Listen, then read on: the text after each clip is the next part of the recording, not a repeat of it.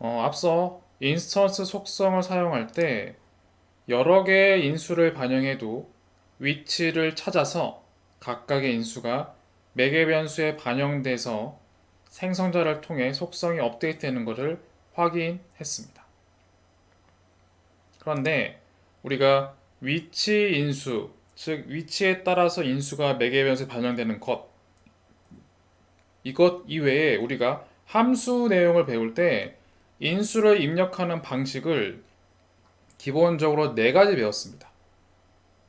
위치 인수 배웠고, 그리고 키워드 인수 배웠고, 그리고 위치 인수가 여러 개의 값, 몇 개의 값이 들어올지 모를 때 쓸 수 있는 아규먼트 인수, 아규먼트 언패킹 방식을 배웠고, 그리고 키워드 인수도 여러 개가 들어올 때, 즉 몇 개가 들어올지 모를 때 어떻게 해야 된다? 딕셔너리 인수를 마치 딕셔너리 언패킹 방식처럼 우리가 함수에서 인수를 입력할 수 있었습니다. 이 룰은 클래스의 인스턴스 속성을 사용할 때도 동일합니다. 그래서 1.5에 있는 위치 인수와 키워드 인수를 배우는 이유는 우리가 인스턴스 속성을 만드는 경우가 굉장히 많은데, 그죠? 특히 외부에서 입력된 위치 인수, 키워드 인수, 그리고 아규먼트 인수, 딕셔너리 인수 여러 가지 형태도 인스턴트 속성을 만들 때 쓸 수 있다. 그 내용을 배우는 것이 1.5의 내용입니다.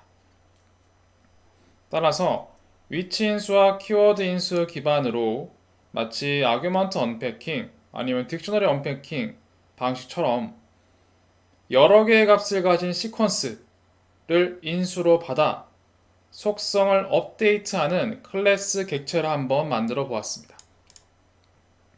생성자에는 셀프와 함께 아규먼트 인수가 있죠. 아규먼트 인수를 받을 수 있는 아규먼트 언패킹 방식으로 인수 매개 변수가 들어가 있습니다.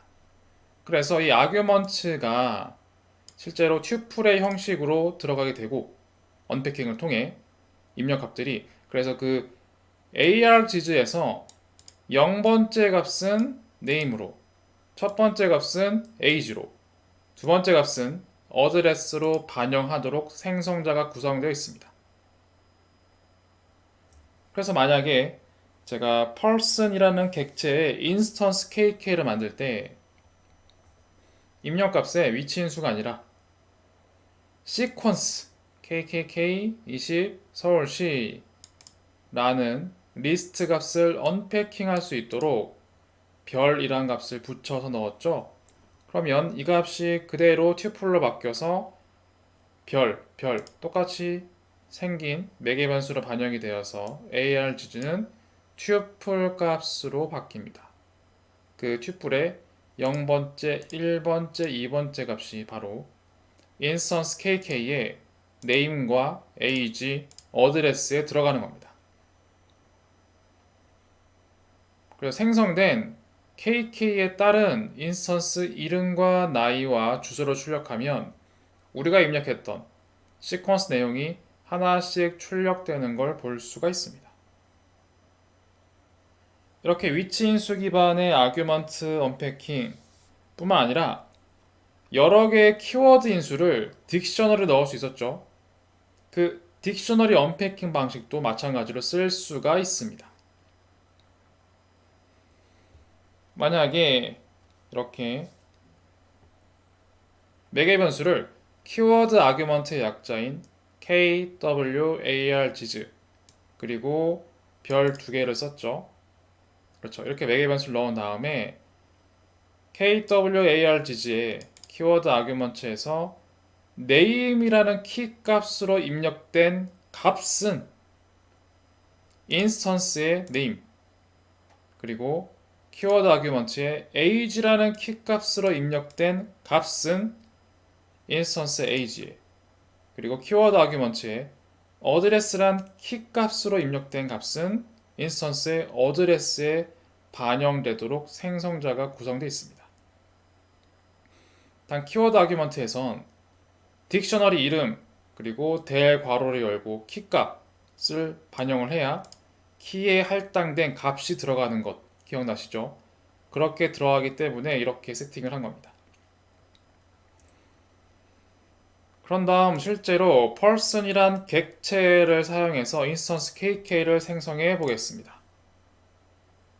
키워드 인수의 형태로 키워드 네임에는 KKKK, 키워드 age에는 10, 키워드 어드레스엔 서울 서울 서울을 넣으면 딕셔너리 언패킹 방식을 통해서 키워드 아규먼트가 들어가고 각각의 값이 속성으로 업데이트가 됩니다.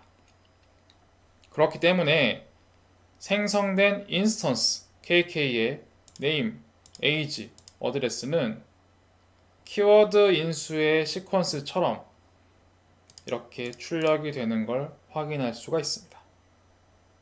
그리고 마찬가지지만 이렇게 키워드 인수를 넣을 수도 있고 그리고 이거를 딕셔너리 형태로 묶은 다음에 그리고 이거를 똑같은 표시 별 두 개 매개변수 형태와 인수의 형태를 동일하게 넣으면 이 딕셔너리 값으로 인식을 하고 언패킹을 통해 하나씩 들어가죠.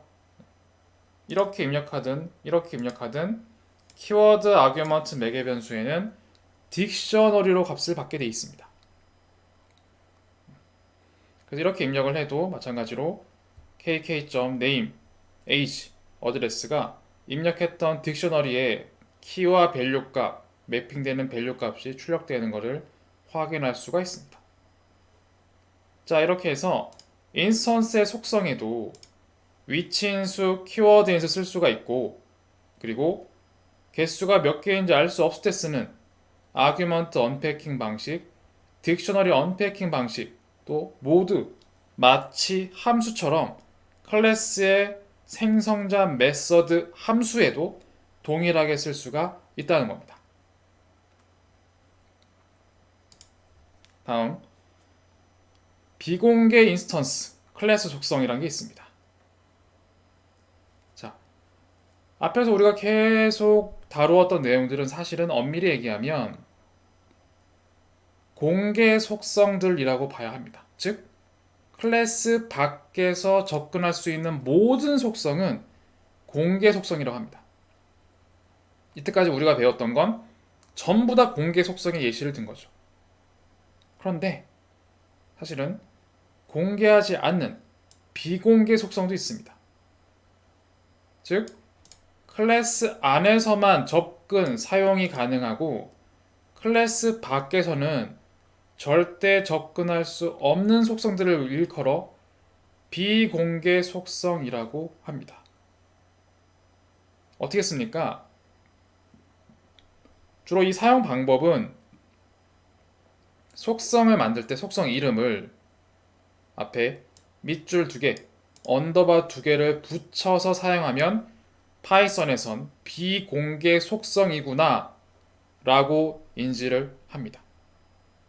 그리고 중요한 건 뒤에는 어떠한 밑줄 2개가 있어서는 안 됩니다. 앞에만 언더바 2개가 있어야만 합니다. 그리고 이렇게 속성으로 정의된 self.언더바 속성은 이 클래스 안에서만 인식되고 클래스 밖에서는 절대 인식할 수가 없는 마치 지역 변수와 같은 개념으로 작동을 합니다. 그래서 클래스 메서드에서만 작동이 되는구나 이렇게 기억하셔도 됩니다. 그럼 주로 이런 비공개 속성을 언제 씁니까? 왜 씁니까? 예를 들어서 고객들이 우리의 애플리케이션, 서비스, 플랫폼의 내용들을 디테일하게 알기를 꺼려하거나 아니면 그런 걸 알 필요가 없거나 쉽게 얘기하면 클래스 밖에서만 사용자들이 접근을 하는데 그 사용자 고객들이 우리의 내부적인 속성이나 이런 것들을 함부로 접근하면 안 되거나 알아서도 안 되거나 아니면 그런 값들이 일반적인 고객들이 쉽게 바꾸어서는 안 되는 그런 마치 보안에 문제가 생기는 그런 속성들일 때는 주로 비공개 속성으로 만든 다음에 이 클래스를 만든 사람만 알 수 있도록 주로 세팅을 합니다. 그래서 그렇게 사용하기 위해서 비공개 속성이 많이 사용이 됩니다. 아마 여러분들이 실제로 이걸 쓰게 될 일은 데이터 분석 과정에서라기보다는 그 이후에 뭔가 클래스화 하거나 구조를 만들 때 이 속성, 이 변수는 공개를 할까 말까 그런 고민을 할 때 많이 사용하시게 될 겁니다. 자, 한번 예시를 보겠습니다.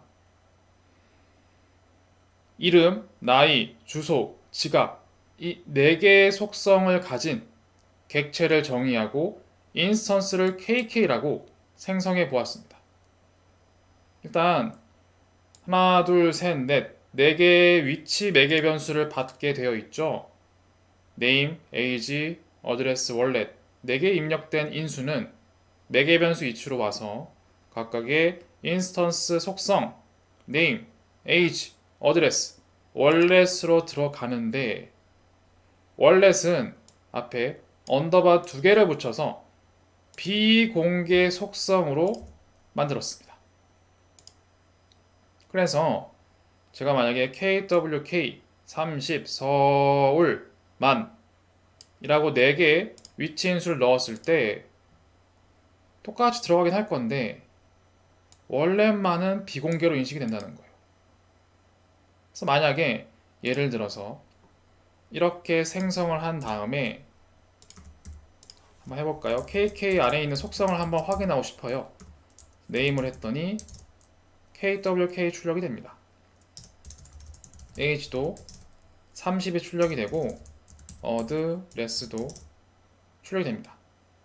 그런데 만약에 wallet 하면 인식이 안 되고 그렇죠? 혹시나 이게 wallet이라는 게 내가 넣긴 했는데 비공개 속성으로 받았나? 그래서 앞에 언더바 2개를 붙여서 한번 불러와 볼까? 라고 해도 인식되지가 않습니다. 그래서 클래스 외부에서 호출이나 사용이 불가한 방식이 언더바 2개를 사용한 비공개 속성이 되는 겁니다. 그래서 이 비공개 속성은 클래스 외부에선 절대 쓸 수가 없고 마치 지역 변수처럼 클래스 내부 메서드에는 쓸 수가 있습니다.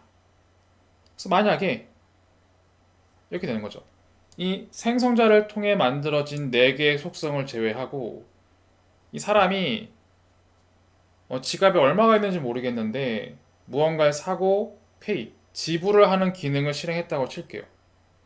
특정 기능을 지불했습니다. 뭐 아메리카노를 사고 뭐 5,000원을 냈던 아니면 다른 걸 사서 10,000원을 냈던 그랬을 때 이 어마운트를 받아서 원래 내가 이 고객 뭐 게임이라고 하면은 뭐 가지고 있는 지갑의 얼마 양을 줬을 거예요. 그 금액은 월렛에 있던 금액은 기존 월렛에 있던 금액에서 내가 페이를 통해 그 사람이 페이를 통해 지불했던 내용을 뺀 값으로 다시 저장합니다. 그런 다음 실제로 얼마가 남았는지를 출력해 봅니다. 그래서 pay라는 메서드를 사용하면 이 비공개 속성을 출력하도록 했는데 과연 클래스 내부 메서드에서 이 비공개 속성을 사용이 가능한지 한번 보겠습니다.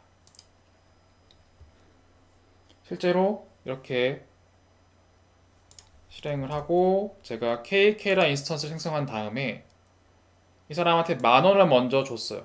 이 인스턴스는 너 일단 10,000원을 줄게. 그런 다음에 만약에 너가 무엇을 사고 1,000원을 지불했어? 그런 다음에 실행을 해보면 10,000원에서 1,000원을 뺀 9,000원이 남았습니다 라고 출력해줍니다. 즉, 이 인스턴스의 속성 자체를 비공개로 세팅했기 때문에 이걸 클래스 밖에서 직접적으로 사용하는 건 불가능합니다.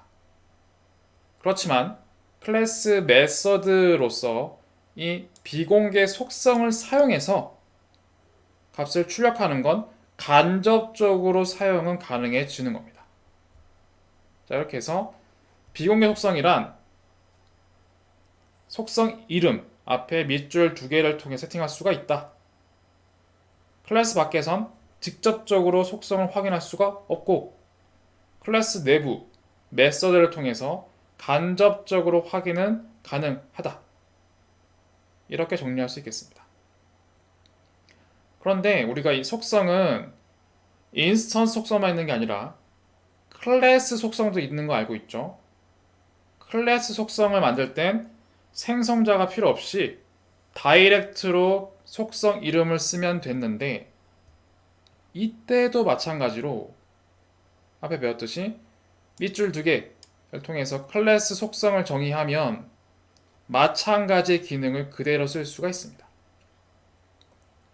만약에 제가 하나의 기사라는 객체를 만들어 두었고, 만약에 이 나이트 기사라는 클래스를 통해서 만약에 인스턴스를 만든다고 할게요.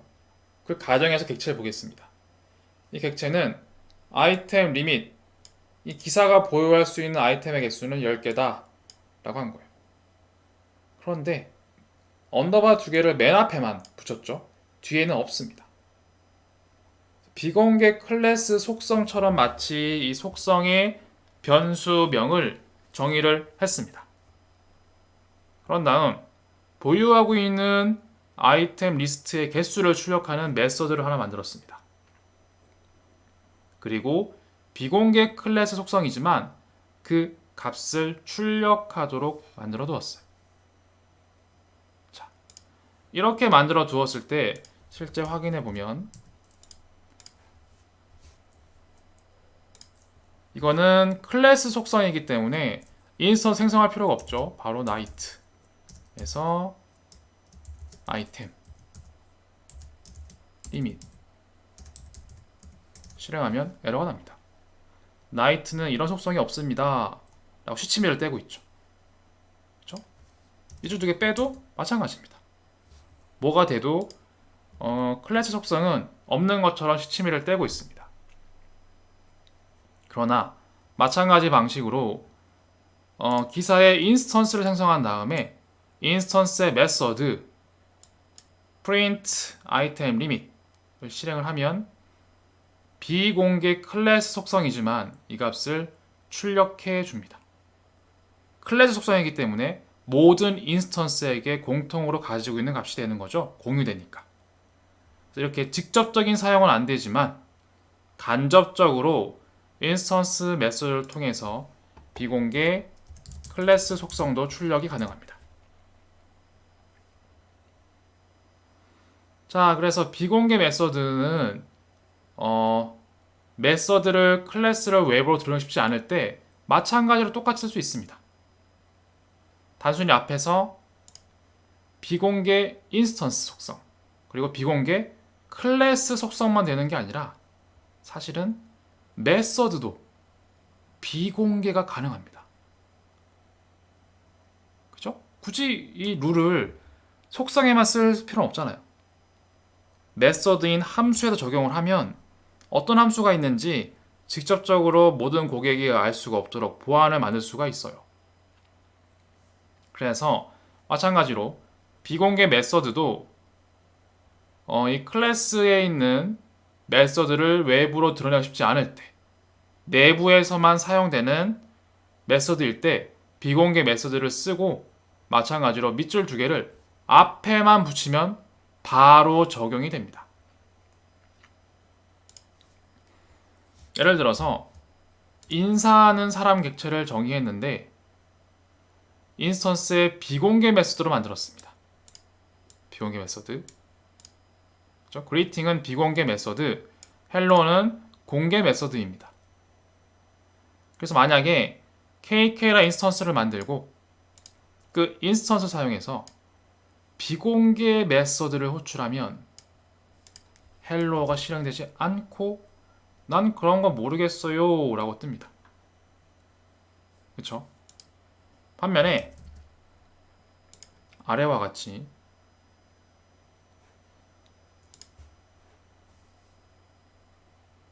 hello는 가능합니다. KK 인스턴스를 만들고 hello라는 공개 메소드는 당연한 거지만 실행이 됩니다. 이상하죠? 자, 분명히 hello란 메소드를 실행하면 내부에 뭘 실행하죠? 인스턴스 기반으로 비공개 메소드를 실행하도록 되어 있습니다. 그런데 이건 함수 밖에서 실행된 게 아니라 클래스 내부에 실행된 거예요. 그쵸? 이 self.greeting은 클래스 밖이 아니라 클래스 내부에 실행된 거라는 겁니다. 그게 제일 중요한 포인트입니다. 그래서 우리는 클래스 밖에선 hello라는 공개 메소드를 쓴 거고, 이 공개 메소드는 내부에만 사용 가능한 클래스의 비공개 메소드를 실행하도록 했기 때문에 이 함수가 실행이 돼서 실제로 hello가 출력이 되는 겁니다. 자, 그러면 아래에 있는 이 문제를 한번 풀어보시면서 이거를 이해도를 한번 높여보시면 좋을 것 같습니다. 아래와 같이 능력을 가진 헬스는 542, 만화는 210, 아머는 38, 무슨 마법 같은 능력이죠. 이런 능력을 가진 KK라는 이름의 인스턴스 생성, 게임 캐릭터지만 결국 인스턴스죠. 로그인한 겁니다. 생성한 후에 보유하고 있는 능력치 한번 인스턴스 속성이죠.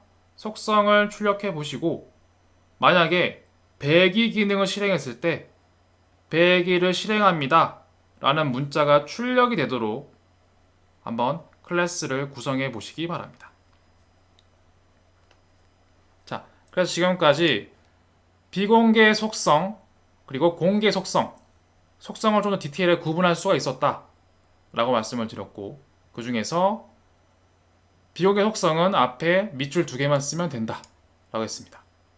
그리고 비공개 속성은 인스턴스만 되는 게 아니라 클래스에도 되고 그리고 메서드에도 된다 라는 것을 확인할 수가 있었습니다.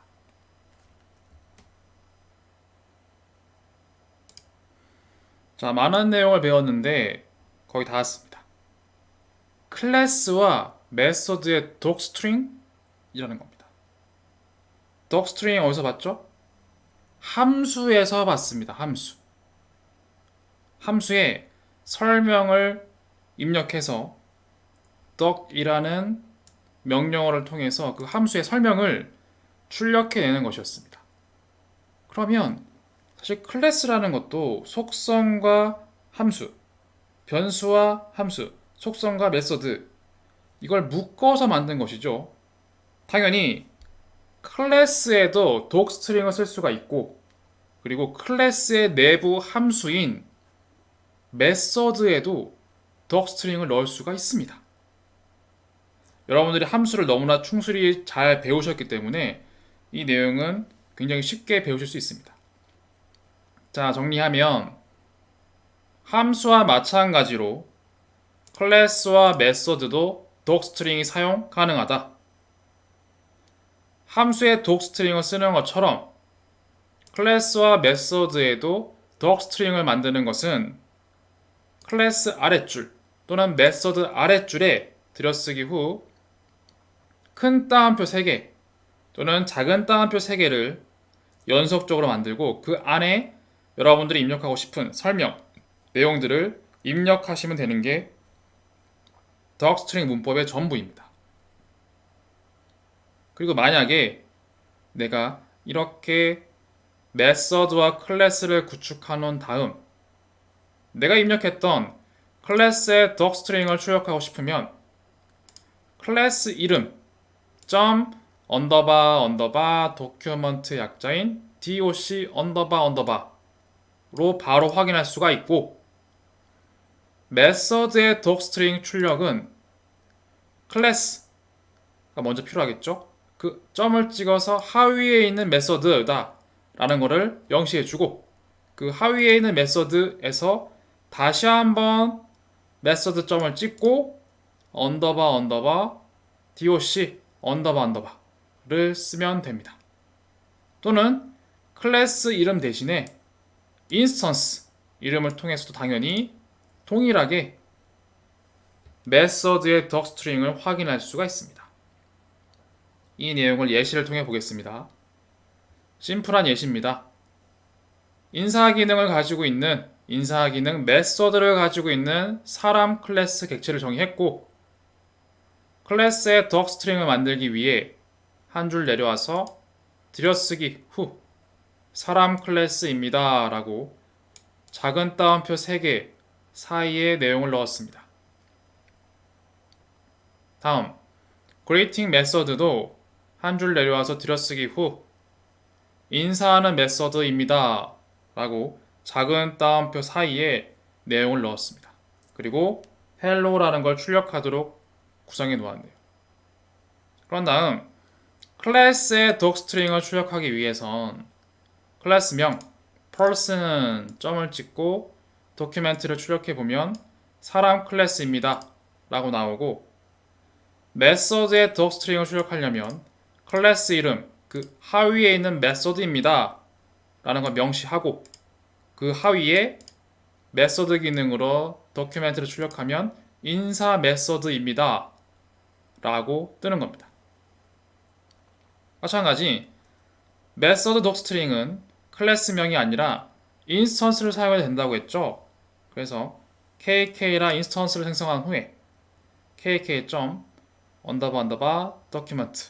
실행을 하면 이렇게 사람 클래스입니다 라고 뜹니다.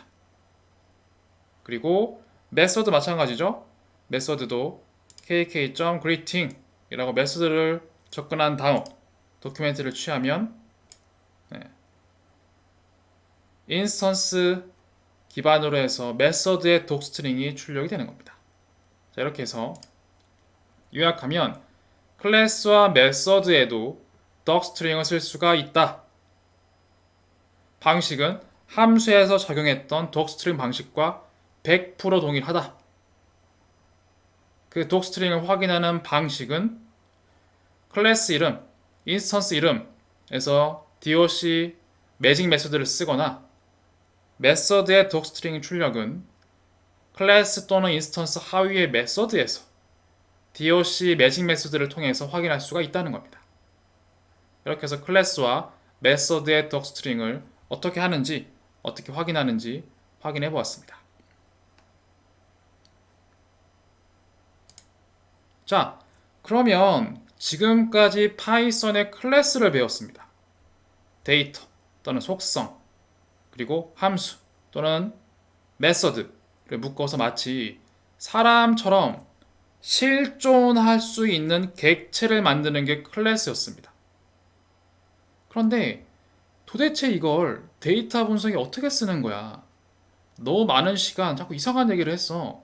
이게 도대체 뭐 금융, 경제, 사회 문제 내가 데이터 분석하는 거랑 무슨 관계가 있는 건가? 라는 생각이 드실 거예요.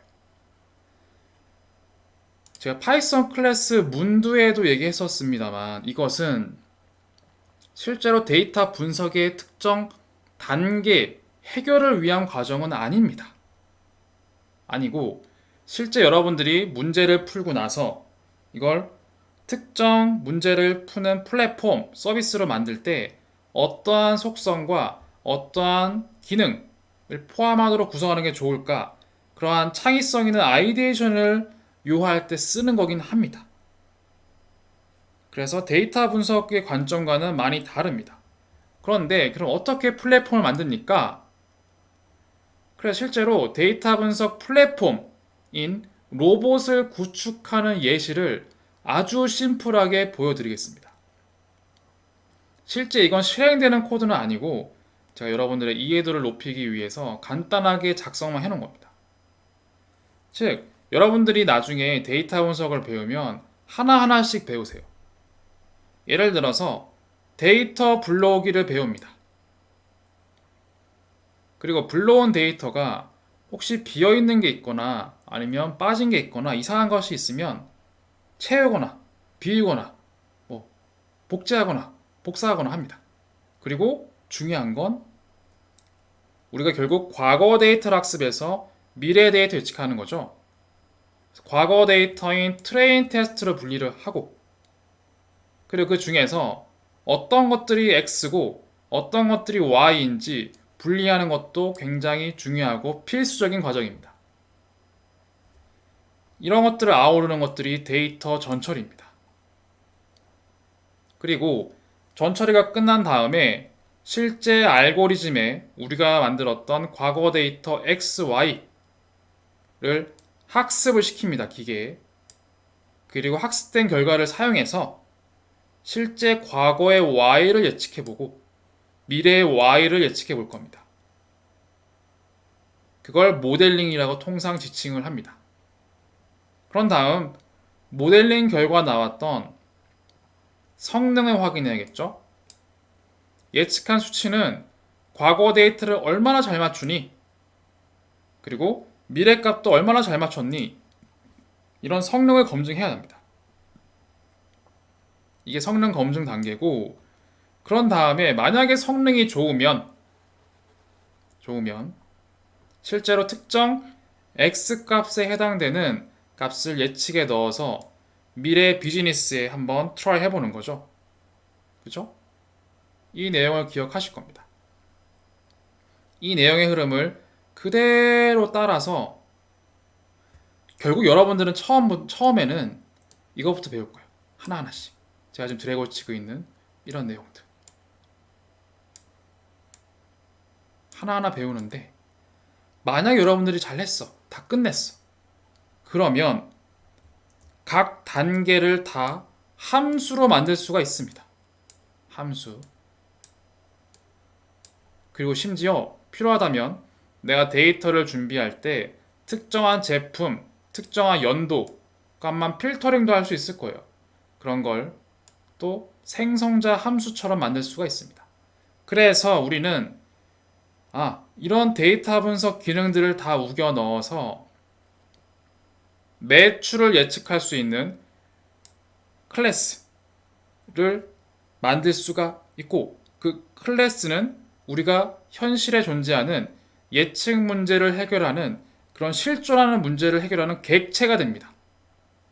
그래서 이 모든 것들은 예측 문제를 해결하는 플랫폼으로 구성할 수가 있는 겁니다. 이렇게 구성해 두면 여러분들은 이 안에 있는 내용들만 배우긴 하지만 이렇게 메서드와 클래스로 구축해 두면 여러분의 데이터 분석은 매우 심플해집니다. 매출을 예측하는 플랫폼 나 가지고 올래. 이런 거예요.